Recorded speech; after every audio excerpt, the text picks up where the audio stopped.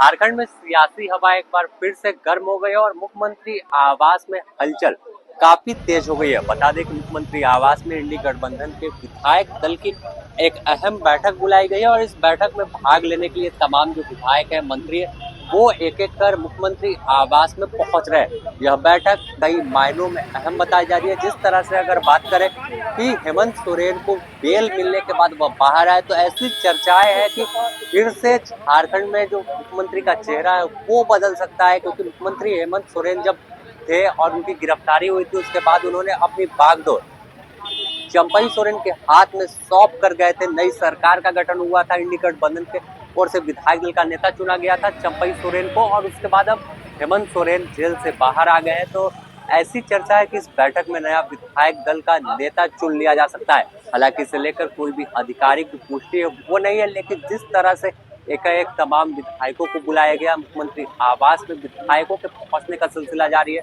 और कोई भी विधायक, अगर सबसे बड़ी बात देखें तो कोई भी विधायक कुछ बोलने से परहेज कर रहा है, उनकी गाड़ी सीधे शीशा चढ़ाकर अंदर मुख्यमंत्री आवास में पहुंच रही है।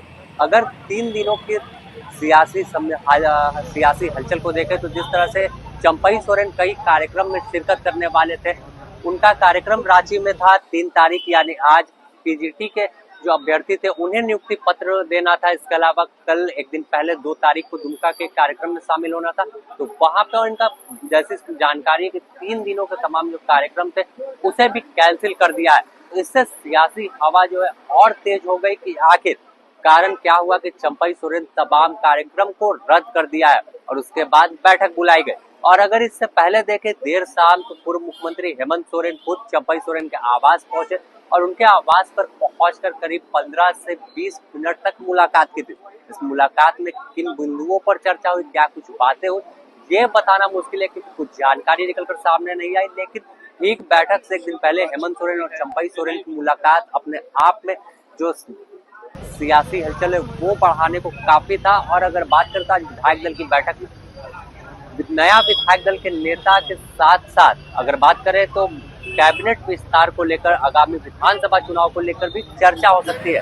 हालांकि कुछ भी बिंदुओं पर देखें तो कोई भी नेता बोलने से परहेज कर रहा है। और इस बैठक में कांग्रेस के जो प्रभारी हैं झारखंड के, गुलाम अहमद मीर, वो भी शामिल होंगे। चंपई सोरेन रहेंगे, हेमंत सोरेन को जमानत मिलने के बाद ये पहली बैठक है।